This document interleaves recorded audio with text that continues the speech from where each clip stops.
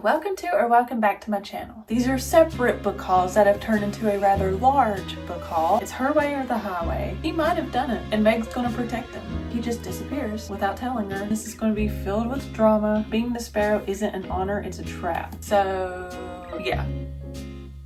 In today's video, we're going to talk about all the books I've picked up recently. Yes, this is a rather large book haul, but these are separate book hauls that have turned into a rather large book haul. I went to the bookstore a couple of different times and I also got some books in the mail, but I wanted to show you guys all of these and talk about them. So without further ado, let's just jump right into it. You probably saw me talk about The Devil Wears Prada by Lauren Weisberger in a couple of my other videos because I watched The Devil Wears Prada a couple of weeks ago for the first time ever. I think the movie came out in like 2004, somewhere around that area, and I loved it. And the second movie, The Devil Wears Prada 2, is coming out on May 1st, so I picked up the book and I want to read it before it comes out. But The Devil Wears Prada follows a girl fresh out of college named Andrea. Well, Andrea gets hired on by this high-profile editor of Runway magazine, which is a very prominent, well-known, glamorous fashion magazine, and Andrea has no experience, but Miranda, the editor, saw something in her and hired her as her personal assistant. And Miranda is a force to be reckoned with. She's intimidating. She wants things done her way. It's her way or the highway. And she tests Andrea each and every day with these seemingly impossible tasks, always barking orders at her. But Andrea just keeps pressing on. She puts up with all that because she wants Miranda's recommendation that will help Andrea get a job at any magazine she wants to work at. I'm excited to read this because I love the movie so much. I picked up Haley Pham's book, Just Friends, and this is a childhood friends to lovers. So it follows Blair and Declan, who were childhood best friends. They were inseparable. Well, then they impulsively kissed each other, which turned out to be a good thing and a bad thing. Blair leaves town, and then she returns 4 years later to help her mother care for her sick great aunt, and Blair needs a job to kind of help make ends meet, so she applies at a coffee shop. And you want to know who the manager is at the coffee shop?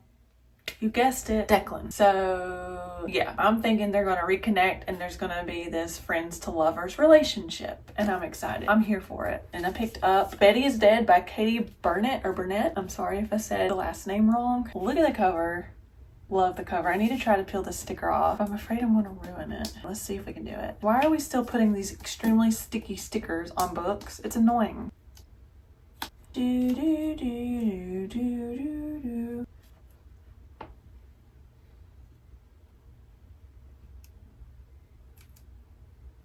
We did it. But you know what? There's another sticker.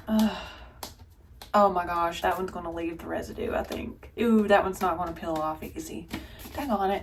Anyway, this book is a whodunit mystery. When Beth is found dead, her sisters try to find the murderer. But then they start to suspect each other. So you have Jo, who's trying to be an author, and she has like this huge social media following, and she would do anything to draw in readers. Then you have Amy, who wants to study art in Europe, but she needs money from her aunt, which has always been planned to go to Beth. And then you have Meg, who would never do anything to Beth, but her boyfriend, on the other hand, he might have done it, and Meg's gonna protect him. And then you have a neighbor, Theodore, who has feelings for two of the sisters. And then there are more people that start to become suspects that are outside the family. And months ago, the sisters were dragged out into the spotlight because their father published a book about the sisters. And supposedly it was very controversial, so controversial that it could have led to Beth's murder. This is going to be so interesting, and I love the cover. Next up, and you've probably already seen me talk about this too, Starside by Alex Astor. This is her first adult fantasy romantasy book. And look at the sprayed edges. I love the dragon. And it's so pretty inside. The map. And then the cover. This takes place in the magical realm of Starside, where there are mortals and immortals, and the mortals, any kind of magic that they can get, they want it. Well, then there's this challenge that occurs every 50 years. You have 50 participants who go on this quest across Starside to seek this magic. Well, Eris is one of the participants, and she wanted to participate in order to seek revenge against the gods who killed her family. And Eris is an orphaned blacksmith's apprentice, so she doesn't have all these great weapons that everyone else has, but she does claim this particular sword that makes her a target. So she doesn't trust anyone, including a knight named Harlan Raker, and they've actually crossed paths before in the past, and he betrayed her at that time, but now he might be the only person who can help her and help her survive. This is gonna be so good. I have a feeling. I've heard nothing but good. I got Anxious People by Frederick Bachman. This came in the mail. This is my local book club's book choice for April, and we've actually read a couple of Frederick Bachman's books. And I've read Beartown, we read My Friends, and we all seem to love his books, and we're really excited about this one. This one takes place during an apartment open house, and this robber bursts in and takes 8 people hostage. And each of these hostages have their own grievances, their own secrets. And then as time goes on, the robber who is holding these people hostage kind of learns that they need rescuing more than these people. You know, you have the media, you have the police, everyone is surrounding the premises. Well, then truths start to reveal themselves, and then there's some events that happen that are so unexpected. So I'm really excited to read this. I really think this is gonna be really good. Okay, I'm not gonna lie, the cover drew me in on this book. I saw this on social media. Reese Witherspoon posted about it. This is part of her book club, and this is Into the Blue by Emma Brody. Look how pretty. And then the inside, so pretty. And this takes place in the summer of 2000, which is very nostalgic to me. And it's about this girl named AJ, and all she wants to be is a writer for Saturday Night Live, but instead she is working in a video rental store, and that's where she meets this really popular actor named Noah Drew, and they became friends, and then they became acting partners. But then one day he just disappears without telling her that he's leaving. Well, 7 years later, she's cast into this intergalactic TV show, and guess who else is also cast? Noah. So their on-screen characters develop a relationship and continue to grow, so much so that now they're not able to tell what's real from reality, like from their acting life and their real life, and then lines begin to blur. That sounds intriguing, and I'm excited to read this one. I picked up 1,000 Perfect Lies by Monica Murphy. This takes place in an elite boarding school in England. It's about this girl who's trying to prove that her sister is innocent in the murder of her best friend. And then look at the sprayed edges.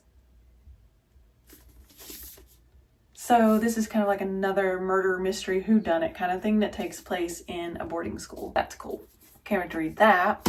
Then I picked up The 5-Star Weekend by Ellen Hilderbrand, and I love Ellen Hilderbrand's books, or at least the ones I've read so far. I've read The Perfect Couple, I read The Academy, which was written with her daughter, and I've read another one too, I think. But anyway, this is being made into a TV series, and that's getting ready to come out. And I feel like spring, summer is the perfect time to read her books, because a lot of her books take place on Nantucket Island, and it just seems very beachy, very summery. And this is about a woman named Hollis, and she is a very successful food blogger. She's married to an extremely successful, handsome heart surgeon. Well, one day they have an argument and he leaves, and he's going to the airport and he gets killed in a car accident. And then Hollis is kind of dealing with her grief and some other things. But then she sees something that is called 5-Star Weekend, and it's when a woman gathers her best friends from each phase of her life, like her childhood, her teen years, her 20s, her 30s, her midlife, and they all go on this 5-star weekend getaway. Well, she gets her friends together. So you have her childhood friend Tatum, and during this whole weekend getaway, Tatum's husband tries to reunite Hollis with her first love. So he kind of arranges for him to stop by. So I don't know if that's gonna amount to anything. I don't know if their relationship will be rekindled. And then Tatum is trying to be nice to Hollis's other friend, Drew Ann, who is a prominent sports agent, but her career is almost over because of some comments that she made about her client. And then you have Brooke, who is Hollis's friend from her 30s. And Brooke just found out that her husband is having an affair with a woman from his workplace. And then you have Gigi. And Gigi actually reached out through Hollis's food blog. And Gigi is a stranger to everyone. No one really knows who this woman is, but she has many secrets. So once again, this is going to be filled with drama and secrets, and I can't wait to read it. And I picked up Shield of Sparrows by Devney Perry. This is a fantasy. It's about this princess who honestly didn't really want to be a princess, I think, or she just didn't want to have anything to do with it, or doesn't have anything to do with it. It's just more of appearances and like a facade. And then one day, this very well-known monster hunter, he's known across the entire 5 kingdoms. He shows up on shore, like he sailed to shore. So he shows up at her kingdom, and then there's a forced marriage between the two. It turns out he's a prince as well. And they sign a magical treaty in blood, and then they set sail across the continent to go back to his kingdom, which apparently is like the worst kingdom in all the realm. So I don't know what else is going to happen, but I feel like this might be an enemies to lovers. I could be wrong, but maybe an enemies to lovers. It says being the sparrow isn't an honor, it's a trap. So I don't know, but I'm excited to read it nonetheless. And then the last book that I've gotten recently, and you've probably already seen this if you've watched my other videos, I found the original Magnolia Parks cover in hardback.